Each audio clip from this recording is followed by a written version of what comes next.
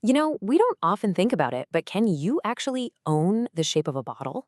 Well, today we are diving into an absolutely fascinating Supreme Court case that's all about that very question. This isn't just about glass and gin. Oh no. It's a story about a corporate giant, a scrappy rival, and a legal showdown over who really controls the container. Let's get into it. So here's how we're going to break this down. First, we'll set the stage with the Battle of the Bottles. Then we'll look at the challenger's pretty clever defense strategy and see how the Supreme Court completely dismantled it. After that, things get interesting with a company in disguise, which all leads us, of course, to the final verdict. All right, let's jump right in. Section 1, the Battle of the Bottles. To really get what this is all about, you've got to meet the two main players. So on one side, you've got La Tondena, the big guy, the established giant behind the legendary Ginebra San Miguel. And, crucially, they own the registered design for their bottle. On the other side, we've got Cagayan Valley Enterprises, an up-and-coming rival with their own product, Sunny Boy Liquor.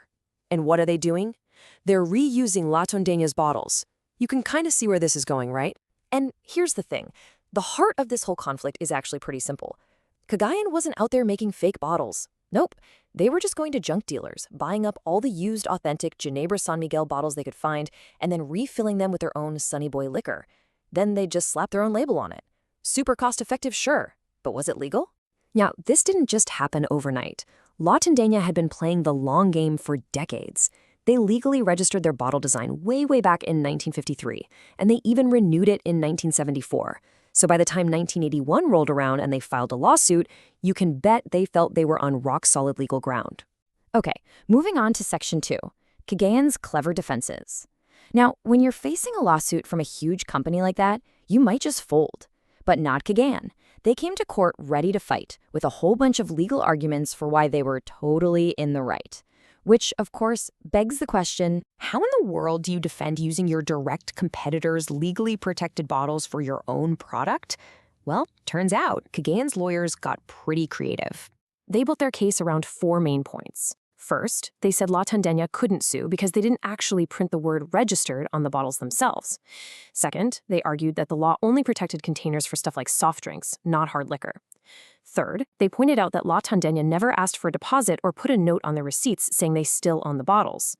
And finally, their big defense was, hey, we're not fooling anyone, we're using our own totally different Sunny Boy labels. And this is where it gets really good. Section 3, the court's takedown. The Supreme Court took every single one of Cagayan's arguments and just systematically took them apart. First step, that whole "it's only for soft drinks" argument, yeah, the court was not impressed. They went straight to the wording of the law, pointing out that other lawful beverages means exactly what it sounds like. All beverages that aren't illegal. Gin is perfectly lawful. So, argument dismissed. Case closed on that one. You see, Cagayan tried to get fancy with this legal rule called e justum generis. They were basically saying, hey, the law mentions soda water, so other beverages must mean similar non-alcoholic stuff. But the court completely rejected that. They said you can't just use a niche interpretation rule to ignore the entire purpose of a law, which was clearly to protect all registered containers. And that's the key right there. The court was all about the intent of the law, not just clever wordplay.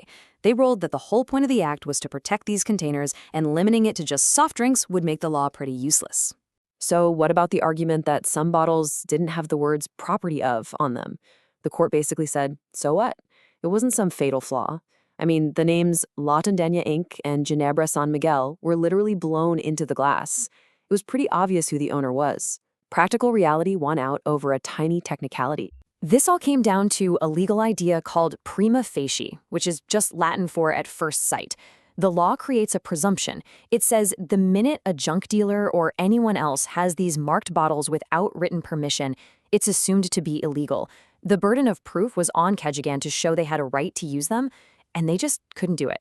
But hold on, because the case is about to take an even more dramatic turn. The court decided to dig into Cagayan's history, and what they found changed the whole game.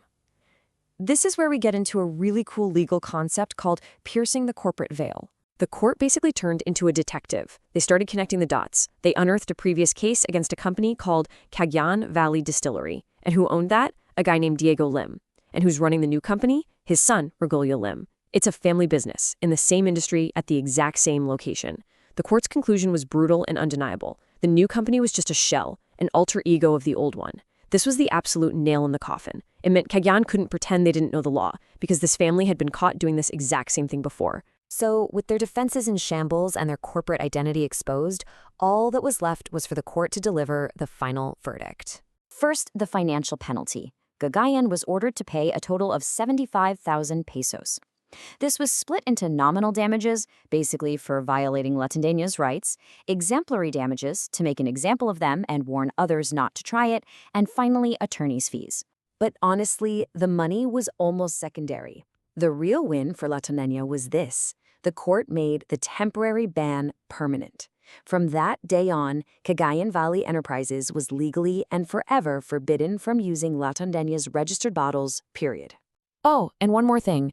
For ignoring the court's temporary restraining order while the trial was going on, they got hit with an extra fine of 1,000 pesos for contempt of court. It was a clear message.